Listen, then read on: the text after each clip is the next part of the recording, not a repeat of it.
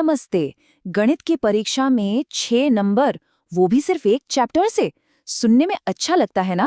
तो चलिए आज एमपी बोर्ड क्लास 10 के पहले चैप्टर वास्तविक संख्याएं या रियल नंबर्स को ऐसे समझते हैं कि ये 6 नंबर पक्के हो जाएं।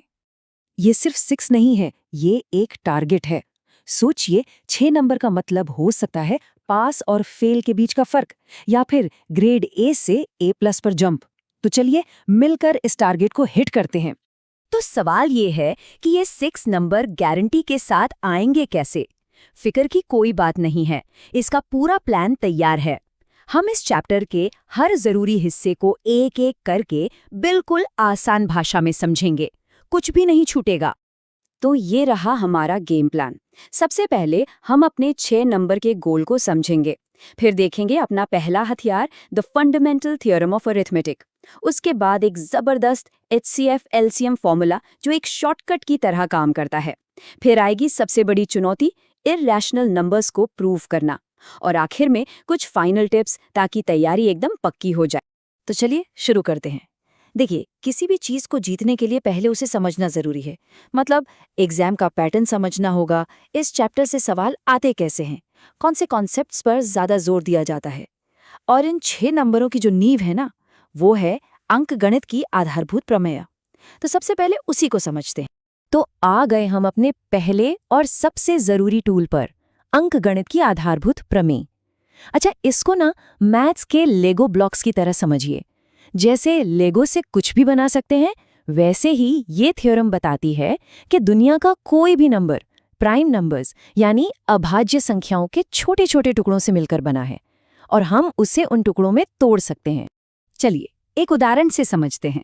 नंबर लेते हैं 140। सबसे छोटे प्राइम नंबर से शुरू करते हैं। कौन सा है? 2। बिल्कुल। तो 140 को 2 से डिवाइड किया, मिला 70। अब फिर से वही, 70 को 2 से डिवाइड किया, मिला 35। अब 35 किससे जाएगा? 3 से तो नहीं, 5 से। हाँ, मिला 7। और आखिर में 7 तो 7 से ही जाएगा। तो 140 के प्राइम टुकड़े क्या हुए? 2 गुणा 2 गुणा 5 गुणा 7। अब इस प्राइम फैक्टराइजेशन का इस्तेमाल HCF और LCM निकालने में कैसे होता है? देखिए, HCF मतलब वो सबसे बड़ा नंबर जो तीनों को डिवाइड कर दे। इसके लिए हम सिर्फ वो फैक्टर लेंगे जो सब में कॉमन हो। यहाँ 12, 15 और 21 में सिर्फ 3 ही कॉमन है, तो HCF हुआ 3। सिंपल। और LCM मतलब वो सबसे छोटा नंबर जिसे ये तीनों डिवाइड कर दें। इसके लिए हम सारे प्राइम फैक्टर्स की सबसे बड़ी पावर लेते हैं, मतलब 2 की पावर 2, 3, 5 और 7। इन सबको मल्टीप्लाई कर देंगे और हमें LCM मिल जाएगा। चलिए अब एक ऐसे फॉर्मूले की बात करते हैं जो एग्जाम में बहुत काम आता है। ये एक तरह का सुपर शॉर्टकट है। ये फॉर्मूला ना एक मैजिक रूल जैसा है। ये कहता है कि किन्हीं भी 2 नंबरों का HCF और LCM निकालो और उनको मल्टीप्लाई कर दो। जो जवाब आएगा वो उन 2 नंबरों को आपस में मल्टीप्लाई करने पर आए जवाब के ठीक बराबर होगा, हमेशा। मतलब HCF गुणा LCM बराबर पहला नंबर गुणा दूसरा नंबर। बस इतना याद रखना है। अब देखते हैं कि एग्जाम में सवाल कैसे आता है। मान लीजिए सवाल है कि 2 नंबर हैं 306 और 657। उनका HCF दिया है 9 और कहा है कि LCM पता करो। तो क्या करेंगे? बस अपना फॉर्मूला लगा देंगे। LCM बराबर होगा 306 गुणा 657 और इस पूरे को 9 से डिवाइड कर देंगे। थोड़ी सी कैलकुलेशन और जवाब आ गया, 22,338। देखा, इस फॉर्मूले से कितना टाइम बच गया। ओके, अब तक तो सब ठीक था। अब तैयार हो जाइए इस चैप्टर के बॉस लेवल के लिए। वो है अपरिमेय संख्याओं यानी इरैशनल नंबर्स को प्रूव करना। हाँ, ये थोड़ा सा मुश्किल लग सकता है, पर भरोसा रखिए, एक बार इसकी ट्रिक समझ आ गई ना तो ये भी बहुत आसान है। इस तरह के सवालों को सॉल्व करने के लिए ना हम एक डिटेक्टिव वाली ट्रिक अपनाते हैं। इसे कहते हैं प्रूफ बाय कॉन्ट्रडिक्शन। इसमें हम शुरू में ही मान लेते हैं कि जो हमें प्रूव करना है वो गलत है। जैसे हमें प्रूव करना है कि √3 इरैशनल है, तो हम मान लेंगे कि नहीं, वो तो रैशनल है। और फिर हम सबूत ढूंढना शुरू करते हैं जो हमारी ही बात को गलत साबित कर दे। तो चलिए ये जासूसी वाला काम स्टेप बाय स्टेप करते हैं।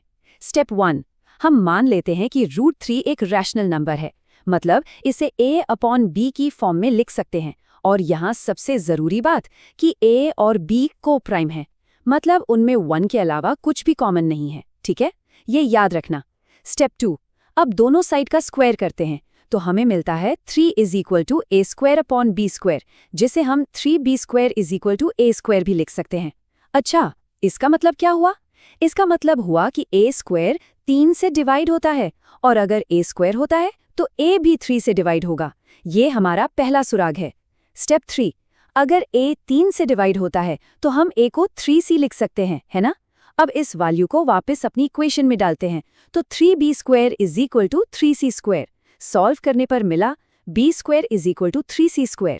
अरे, इसका मतलब तो ये हुआ कि b² भी 3 से डिवाइड होता है, यानी b भी 3 से डिवाइड होगा।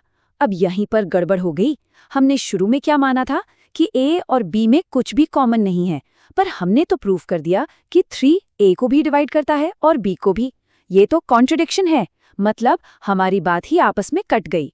और इसका मतलब सिर्फ एक ही हो सकता है कि हमारी जो शुरुआती अजम्पशन थी वही गलत थी। तो √3 रैशनल नहीं, इरैशनल है। अब एक अच्छी खबर, इस बॉस लेवल के ना 2 वर्जन हैं। एक थोड़ा लंबा वाला, जैसे √3 को प्रूफ करना, और एक छोटा आसान वाला, जैसे 5 - √3 को प्रूफ करना।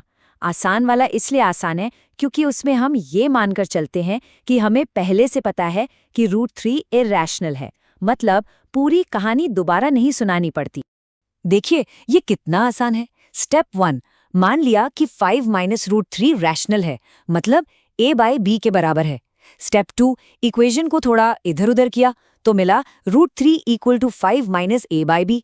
अब एक सेकंड रुकिए, इक्वेशन की राइट साइड पर देखिए, 5 रैशनल है, a/b भी रैशनल है, तो उनका डिफरेंस भी रैशनल होगा, मतलब राइट साइड रैशनल है। तो लेफ्ट साइड यानी √3 को भी रैशनल होना पड़ेगा। पर ये कैसे हो सकता है? हम तो जानते हैं कि √3 इरैशनल है। बस फिर से कॉन्ट्रडिक्शन। इसका मतलब हमारी पहली बात ही गलत थी और 5 - √3 भी इरैशनल है। कितना आसान था।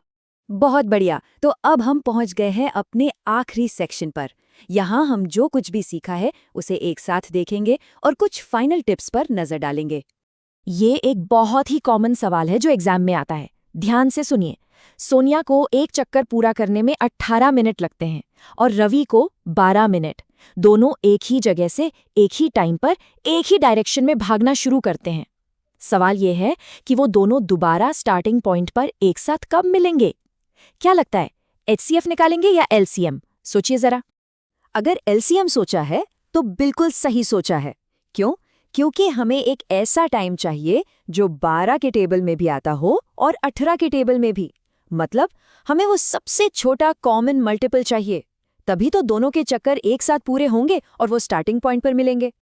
और 12 और 18 का LCM होता है 36। तो इसका मतलब है कि वो ठीक 36 मिनट बाद दोबारा स्टार्टिंग पॉइंट पर मिलेंगे। देखा कैसे ये कॉन्सेप्ट्स असल जिंदगी की प्रॉब्लम्स को सॉल्व करते हैं? तो इस पूरे चैप्टर का निचोड़ क्या है? अगर सब कुछ भूल भी जाएं तो बस 2 बातें याद रखनी हैं। पहली, फंडामेंटल थ्योरम ऑफ अरिथमेटिक, जिससे HCF LCM वाले सारे सवाल हो जाएंगे। और दूसरी, वो इरैशनल नंबर प्रूव करने वाली डिटेक्टिव ट्रिक, खासतौर पे √3 वाला टाइप। इन 2 चीज़ों पर कमांड कर ली तो समझिए 6 नंबर में से ज़्यादातर नंबर पक्के हैं। तो बस इन कॉन्सेप्ट्स और ट्रिक्स के साथ वो 6 नंबर अब दूर की बात नहीं बल्कि आपकी पहुंच में है। बस थोड़ी प्रैक्टिस कीजिए और एग्जाम में ये नंबर आसानी से मिल जाएंगे।